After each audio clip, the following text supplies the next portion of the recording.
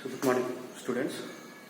So ఈరోజు మనం software and hardware గురించి మాట్లాడతాం. ఓకే, లాస్ట్ క్లాస్లో మనం types of memories in computers గురించి మాట్లాడుకున్నాం. అందులో primary memories and secondary memories గురించి మాట్లాడుకున్నాం కదా. సో ఈరోజు మనం సాఫ్ట్వేర్ అండ్ హార్డ్వేర్ గురించి మాట్లాడతాం. So first thing is software. So what is the software? మనం రెగ్యులర్గా పదాలను మనం చాలా చోట్ల వింటూనే ఉంటాం. ఓకేనా, సాఫ్ట్వేర్ కంపెనీస్ అన్నట్టుగా, లేకపోతే మొబైల్ సాఫ్ట్వేర్ అని ఏదో అంటుంటాం. కానీ వాట్ ఈస్ సాఫ్ట్వేర్ అనేది చాలా మందికి తెలియదు, మనం కూడా నేర్చుకోవాలి. ఓకేనా, so what is the software అంటే దీనికంటే ముందు మనం కంప్యూటర్ అనేది ఎలా పనిచేస్తుంది మనిషితోని అనేది మనం తెలుసుకోవాలి. ఎలా పనిచేస్తుంది? మామూలుగా ఇద్దరు మనుషులు కనుక మాట్లాడుకోవాలి అంటే వారికంటూ ఒక భాష ఉంటుంది. That is called language. ఓకేనా, ఆ లాంగ్వేజ్ యూజ్ చేసి అది తెలుగు కావచ్చు, ఇంగ్లీష్ కావచ్చు, హిందీ, ఉర్దూ, మరాఠీ, సో మనకి తమిళ్, కన్నడ ఇలాంటి చాలా లాంగ్వేజెస్ ఉన్నాయి. కాబట్టి ఆ లాంగ్వేజ్ని వాడుకొని ఇద్దరు మనుషులు లేదా అంతకన్నా ఎక్కువ వ్యక్తులు కమ్యూనికేట్ అవుతారు.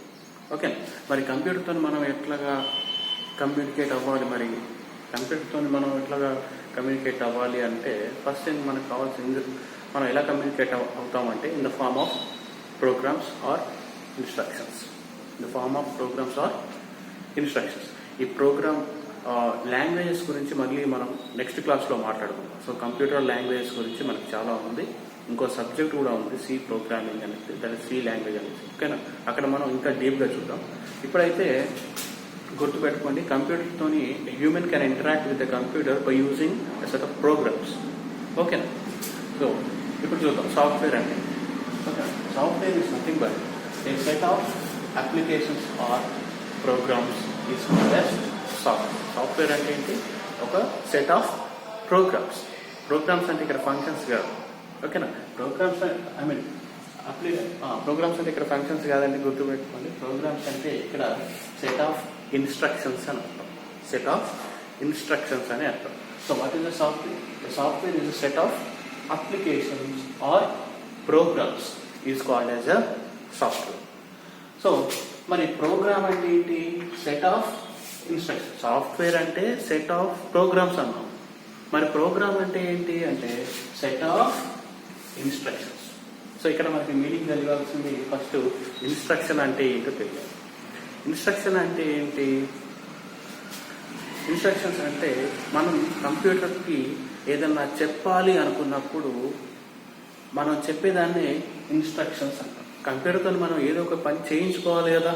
సో ఏదో ఒక పని కంప్యూటర్తో జరగాలి. అలాంటప్పుడు మనమే కంప్యూటర్కి ఏదో ఒకటి చెప్పాలి, ఇన్స్ట్రక్ట్ చేయాలి కదా. సో దానికి నువ్వు ఇది చెయ్యు, ఇలా చేయాలి అని మనమే కదా హ్యూమన్సే కంప్యూటర్కి చెప్తాం తప్ప కంప్యూటర్ దాని అంతటా అది పని చేయదు.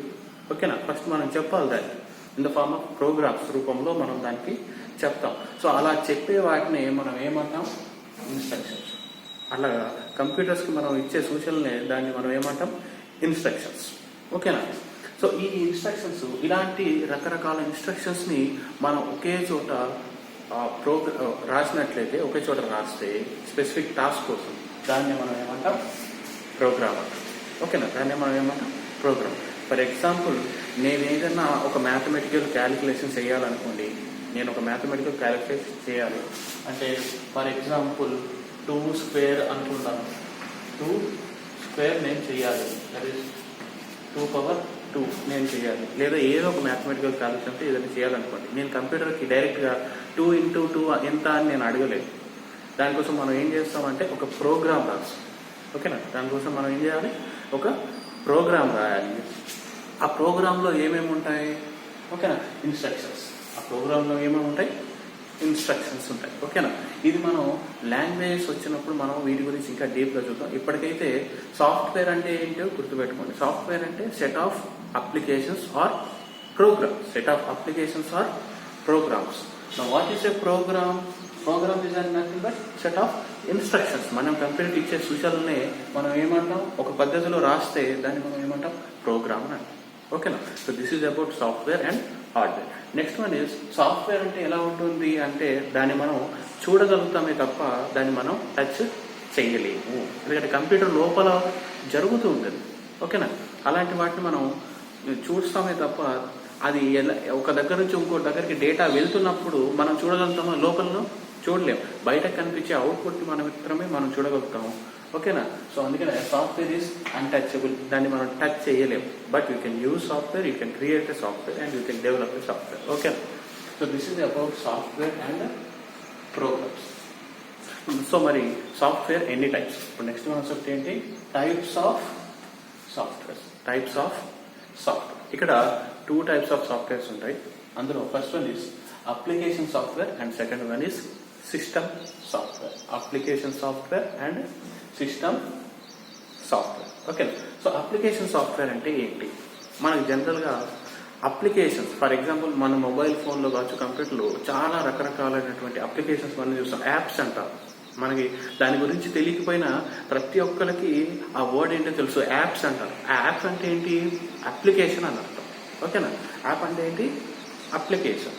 సో ఈ అప్లికేషన్స్ మనం ఎందుకు యూజ్ చేస్తామంటే, ఫర్ ఎగ్జాంపుల్ మనకి వర్డ్ ఉంది, ఎక్సెల్ ఉంది, పవర్ పాయింట్ ఉంది అనుకో. ఓకేనా? అది ఎందుకు యూజ్ చేస్తామంటే వర్డ్ డాక్యుమెంటేషన్ కోసం, ఎక్సెల్ టేబుల్స్ క్రియేట్ లేదా క్యాల్కులేషన్స్ కోసం. ఓకేనా? పవర్ పాయింట్ ఏమో ప్రెజెంటేషన్ కోసం. అంటే ప్రతి ఒక్క యాప్, ప్రతి ఒక్క అప్లికేషన్ అనేది స్పెసిఫిక్ పర్పస్ కోసం మనం యూజ్ చేస్తున్నాం కదా. అంటే ఏదో ఒక పర్టికులర్ పని అక్కడ ఏదో చేయాలనుకుంటున్నాం కాబట్టి దానికోసం మనం ఒక స్పెసిఫిక్గా ఒక యాప్ని క్రియేట్ చేయాలి. ఫర్ ఎగ్జాంపుల్ మొబైల్స్లో మనం గేమ్స్ ఆడతాం. సో ఆ గేమ్ యాప్ ఉంటాయి కదా. ఫర్ ఎగ్జాంపుల్ పబ్జి మనం బ్యాన్ అయింది కానీ, ఓకేనా, పబ్జి లాంటివి ఏదైనా దాన్ని కూడా యాప్ అని అంటాం. కానీ అది ఎలాంటి యాప్? Gaming app. సో అలాంటి గేమింగ్ యాప్తో మనం ఏం చేయగలుగుతాం? మనం ఏదైనా ఇన్ఫర్మేషన్ సెండ్ చేయగలుగుతామా? సెండ్ చేయలేము. ఎందుకు అంటే అది ఒక గేమింగ్ యాప్. ఆ యాప్ని యూజ్ చేసుకొని మనం ఏం చేస్తాం? గేమ్స్ ఆడతాం తప్ప మనం డాక్యుమెంటేషన్ చేయడం కానీ లేదా వీడియో రికార్డింగ్స్ ఇట్లాంటివి మనం ఏం చేయలేం. అంటే దీని అర్థం ఏంటి?